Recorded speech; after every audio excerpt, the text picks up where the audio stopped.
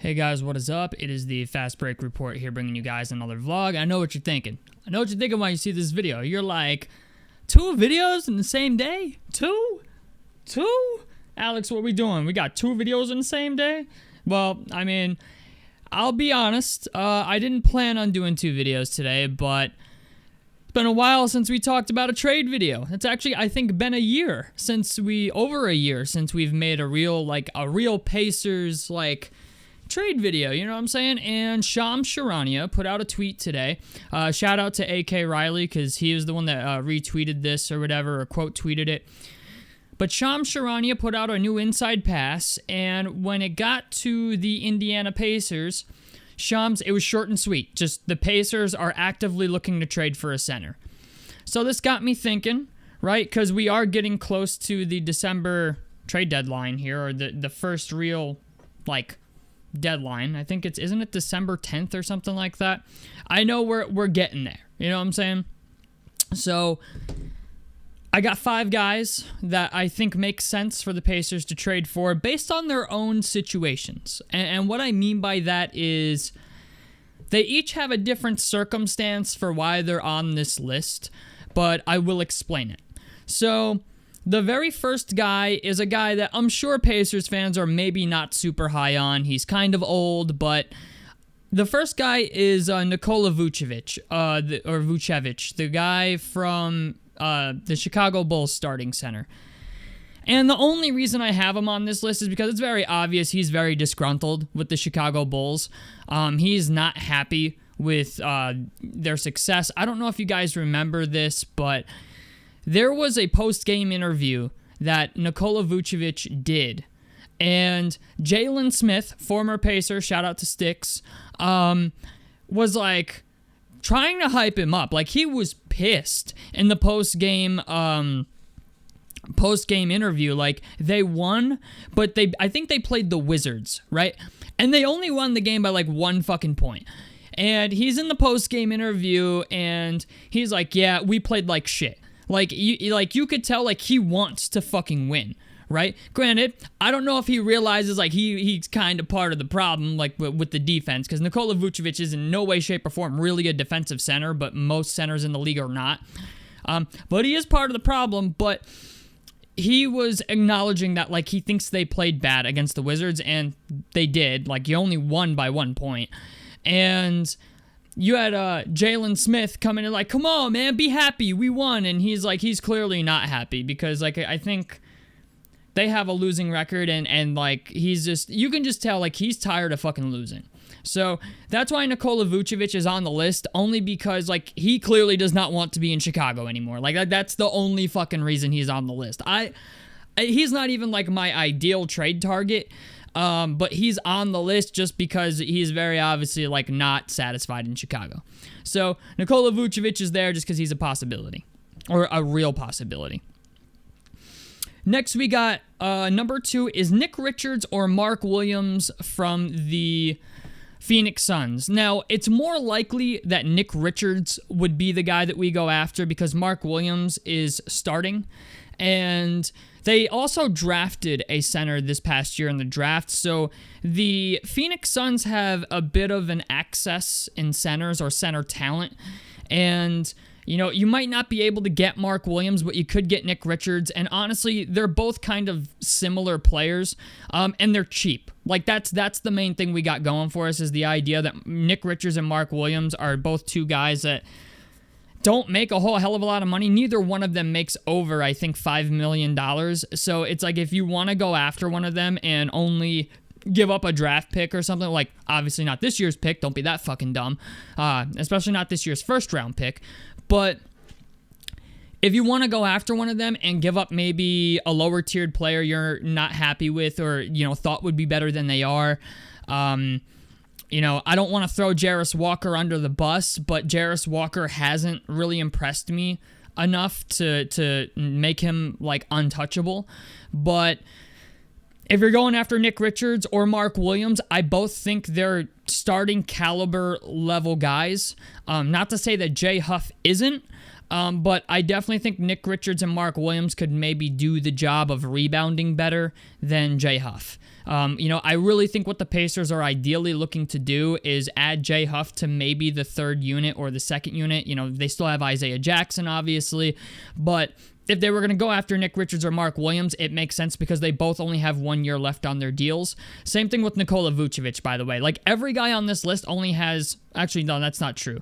Most of the guys on this list only have 1 year left on their deals. So, Nick Richards and Mark Williams, it's really like it depends on which one the Pacers really want to try to swing for. But if the Suns are really not expected to make any real noise this year, they're not a championship team. So... it's just like either one of them I would not be mad at. Number 3 is Walker Kessler. Walker Kessler is going to be hard to get. I know we've been rumored to be trading for Walker Kessler for a while now. And honestly, sometimes when I see rumors like this, I tend to find out they are substantiated in something. But it's just the idea, landing Walker Kessler is going to be hard. All right, like he's actually not a bad player. He just plays on a bad team, and he's got a final year left on his deal. If he does not plan to re-up with the Utah Jazz, like maybe he doesn't want to be there, and it's just something we haven't heard yet. I don't know. But Walker Kessler is a good player. So, and we've been rumored to be linked to Walker Kessler for like a year or two now, at least. And I understand why. But he's on the list mostly just because like he's got 1 year left, and the rumors just never stop with the Pacers being linked to Walker Kessler. So Walker Kessler's on the list. I'm going to say this name wrong for the next guy. It's Ivica Zubac. He's the center. He's the starting center for the Los Angeles Clippers. Listen, man, I'm going to say this. This is a man with 3 years left on his deal, and he's actually a decent center. Like, he's a solid guy. He is 28 years old, and I mean, like, he's solid, like, extremely solid. Like, he's not a guy he's not going to be Joel Embiid or anything, but, like, for a guy you need to fill that center position and just be a guy who's definitely a starter-level guy, a guy who's going to go out there and get you a double-double almost every night, Zubac is a good choice. He's a good trade target. And the reason I say that is because the Clippers are playing fucking horrible. Like, they did all this bullshit to, like, bring in all these vets. They sent Chris Paul home. They picked up Ray J. Dennis. But right now, the Clippers are 6-18 while having James Harden and Kawhi Leonard on their roster. And I'll just call it what it is, dog. They got some draft picks. I would not be shocked if they start unloading everybody and just trying to get whatever draft picks they can for them. Kawhi Leonard has only played 14 games this year. James Harden has played 23 games. You have Zubac, who's played 24 games. Bogdan Bogdanovic has only played 10 games for them this year. Derek Jones Jr. has only played 13 games for them this year. Bradley Beal has played 6 games for them this year. This is a team that's like, they've got injuries, and that's part of it, but they're still not a good basketball team. They sent Chris Paul packing and picked up Ray J. Dennis. It's just like they have John Collins, who, John Collins is right now averaging 12 and like 4.5 a game for them as their, starting power forward. It's just like, The Clippers are in fucking shambles. I'm just going to call it what it is. The Los Angeles Clippers are in fucking shambles, and I have a feeling they're going to be a seller at the trade deadline. I just do. I have a feeling they're going to be a seller. I feel like they're going to try to get rid of Kawhi and get whatever they can for him. They're going to try to get rid of James Harden. They're going to try to get rid of Zubac. Like, I just have a feeling that, like, if your team is 6-18, and like, yeah, they've had a couple guys get injured, but your team should still not be this fucking bad that you're 6-18. Like, you're not in the same position as like the Indiana Pacers or like the Boston Celtics, where your best player is out for the entire season with an Achilles tear.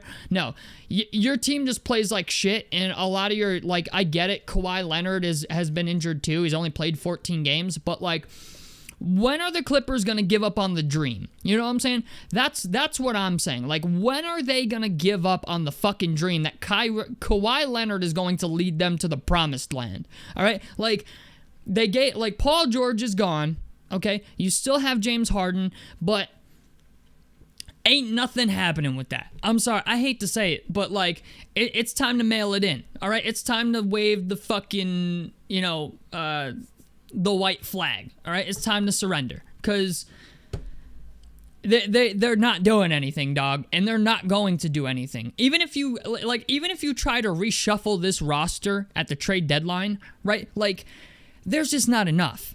They have Brook Lopez, who's older than dirt now. They have Chris Paul, who they sent home. Even Kawhi is not what he used to be. James Harden is not what he used to be. They have a lot of fucking guys on their roster that are like has-beens a little bit. Like, it seems like they went out into the veteran free agency pool and just tried to pull whoever they fucking could to try to make this shit work again. But if you're the Clippers, yeah, it's time to give up on the dream. All right, send Kawhi Leonard to a team that like he maybe has a chance to win on, or I don't know, just get what you fucking can. You know what I'm saying? Like, that's what the Clippers' move should be at the trade deadline. Fucking sell. Have a fucking fire sale. Get rid of everybody. And just start stacking your fucking draft picks. Because that's all you really have left to do at this point. If you're a Clippers fan, I feel entirely bad for you. Because your front office is grasping at straws at shit that is just not going to happen. All right? The very last guy is Clint Capela from the Houston Rockets, and the reason I say that is because he's obviously their third-string center at this point. Clint Capela, I do think, is a starter-level guy, but he's not getting any minutes in Houston. So, like, they have Alperen Sengun, right? If I said that correctly, Alperen Sengun, who is your starter. Nobody is starting over him. They have Steven Adams, who's been giving them productive minutes. So it's like you have Clint Capela, who's not been getting a lot of minutes, and obviously he's not a guy that Pacers fans are like really ecstatic about. Like, I'm not even ecstatic about it, but it's just the idea, like, he's a guy that they could go after that would give them like starter level play. It's not amazing starter level play by any means, but it's still, at the end of the day, starter level play. So I don't know. We'll see what happens. Like, Clint Capela could also be a borderline bench guy, but I just feel like they're just looking, like the Pacers front office are just looking to get themselves anything better than what they currently have, because they understand that, like, they can't, like, the Pacers understand that they can't go into next season without a decent starter level center on the roster. Okay? You cannot have Tyrese Halliburton come back after this season and have a roster that was significantly worse than the year before where they made the NBA Finals. You know what I'm saying? Like, this year, yeah, this year's kind of a scratch year. Okay, I'm going to call it what it is. We're playing for a draft pick. But it's just the idea, once Tyrese Halliburton comes back next year, you got to have something on the court for him to perform with. You know what I'm saying? And we took OKC to 7 games. So if you're the front office, you have to be looking at this like, okay, if I can get somebody at the trade deadline, get them into the system, get them to learn, it's the ideal time, if I'm being honest with you. Like, this trade deadline is the ideal time for the front office to get themselves a guy that they could get into the system, get him into the building, see if he likes Indiana or not. Most people who come here do.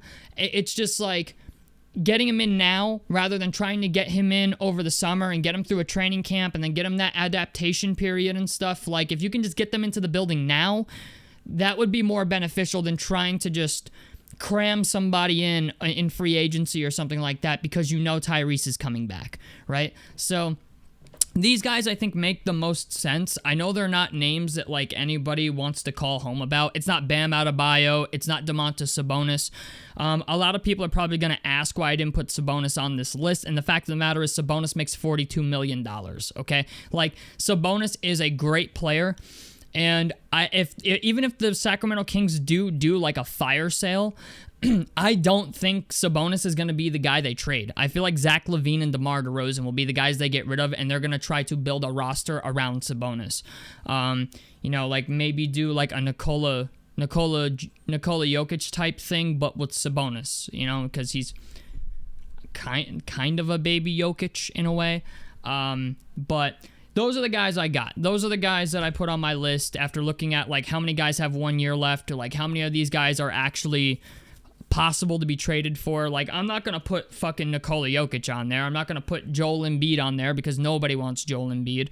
I have him on my fucking fantasy team, and I don't even want him. Like, I can imagine how the fucking 76ers feel, but now that they're locked into that ridiculous contract. But anyway, tell me what you guys think down below in the comment section below. A like helps me out. Subscribe if you guys want to see more on the Fast Break Report, and I'm out of this motherfucker. Peace, guys.